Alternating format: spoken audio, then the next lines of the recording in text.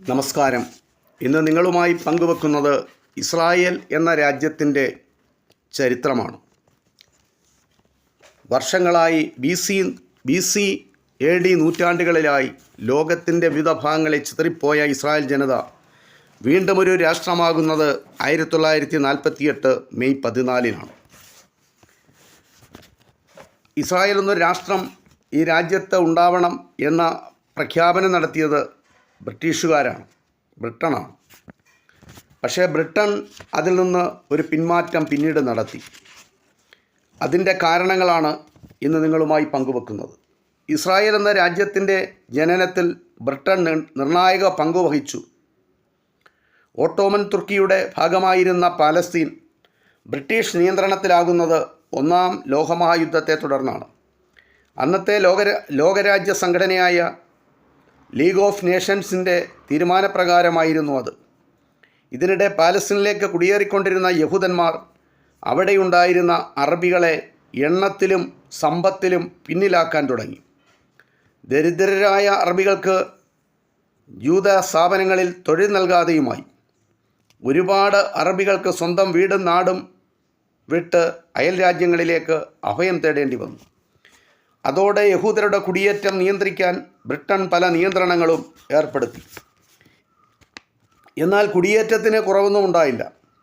അറബികളും യഹൂദരും തമ്മിലുള്ള ഏറ്റുമുട്ടലാണ് ഇത് അവസാനിച്ചത്. ബ്രിട്ടൻ തങ്ങളെ കളിപ്പിക്കുകയാണെന്ന് കരുതി ഇരുകൂട്ടരും ബ്രിട്ടീഷുകാരെയും ആക്രമിച്ചു. ഇതിനിടെ ഒരു ലോകമഹായുദ്ധം കൂടി കടന്നുപോയി. ഒരു ലോകശക്തി എന്ന നിലയിൽ ബ്രിട്ടൻ ഉണ്ടായിരുന്ന സ്ഥാനം നഷ്ടപ്പെടുകയും ചെയ്തു. അത് രണ്ടാം ലോകമഹായുദ്ധമാണ്. 1947 ബ്രിട്ടൻ ഒരു പ്രഖ്യാപനം നടത്തി. തങ്ങൾ പാലസ്തീൻ വിട്ടുപോവുകയാണ്. ആ പ്രദേശത്തിൻ്റെ ചുമതല ഐക്യരാഷ്ട്രസമിതിയെ ഏൽപ്പിക്കുകയാണെന്നായിരുന്നു ബ്രിട്ടൻ്റെ പ്രഖ്യാപനം. അതാണ് ആ പ്രഖ്യാപനത്തിൻ്റെ ചുരുക്കം. പാലസ്തീൻ വിഭജിച്ച് യഹൂദർക്കും അറബികൾക്കുമായി കൊടുക്കാനായിരുന്നു ഐക്യരാഷ്ട്രസമിതിയുടെ തീരുമാനം. പുണ്യനഗരമായ ജെറുസലേം രണ്ട് കൂട്ടർക്കും നൽകാതെ അന്തർദേശീയ നഗരമാക്കുവാനും ഐക്യരാഷ്ട്രസഭ നിശ്ചയിച്ചു. 1948 മെയ് 15 പാലസ്തീൻ വിട്ടുപോകുന്നതിനായി ബ്രിട്ടൻ നിശ്ചയിച്ച ദിവസം. അതിൻ്റെ തലേ ദിവസം 1948 മെയ് 14 ഇസ്രായേൽ രാജ്യം നിലവിൽ വരികയും ചെയ്തു. 1948 മെയ് 15 ബ്രിട്ടൻ പാലസ്തീൻ പറഞ്ഞ ദിവസം തന്നെ അവർ പിന്മാറി. എന്നാൽ പാലസ്തീൻ പ്രശ്നം തുടങ്ങിയതേ ഉള്ളൂ. അതിപ്പോഴും തീർന്നിട്ടില്ല. ഇസ്രായേൽ രൂപീകൃതമായെങ്കിലും പാലസ്തീൻ എന്ന രാജ്യം ഇനിയും വരാനിരിക്കുന്നതേ ഉള്ളൂ. ആ രാജ്യം നിലവിൽ വന്നില്ല. ഇസ്രായേലിന് പല നേതാക്കൾ ഈ സമയത്തുണ്ടായി. Chaim Weizmann, David Ben Gurion, Golda Meir. ഇവർ 3 പേരാണ് ഇസ്രായേലിൻ്റെ നേതാക്കൾ. ബ്രിട്ടൻ്റെ നിയന്ത്രണത്തിലായിരുന്ന പാലസ്തീനിൽ ഇന്നത്തെ ഇസ്രായേൽ രൂപപ്പെടുത്തിയതിൽ പ്രധാന പങ്കുവഹിച്ച 3 നേതാക്കളാണിവർ. യഹൂദരുടെ സിയോനിസ പ്രസ്ഥാനത്തിൻ്റെ പ്രസിഡൻ്റായിരുന്നു ഷെയിം വിസ്മാൻ.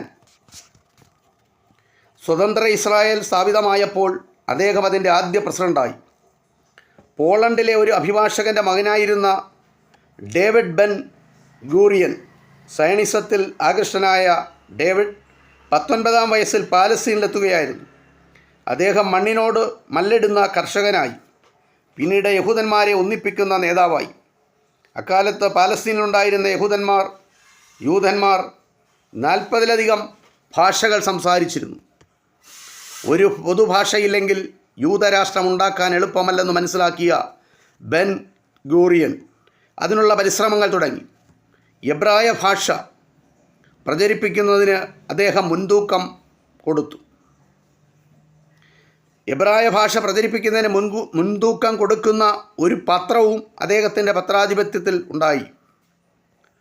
ടെൽ അവീവ് നഗരത്തിലെ ഒരു പുസ്തക ആലയമായിരുന്നു ബെൻ ഗൂറിയൻ്റെ ഓഫീസ്.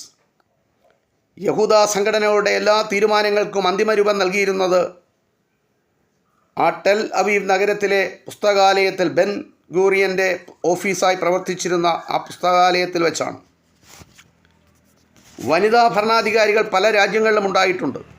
എന്നാൽ ഒരു രാജ്യം കെട്ടിപ്പടുക്കുന്നതിൽ നിർണായക പങ്കുവഹിച്ച സ്ത്രീകൾ വളരെ കുറവാണ്.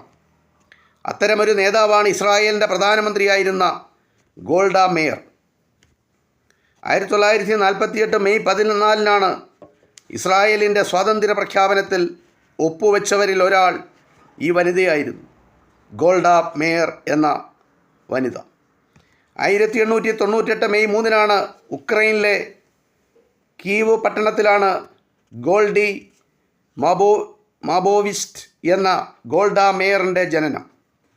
1906 ഗോൾഡയുടെ കുടുംബം അമേരിക്കയിലേക്ക് താമസം മാറ്റി.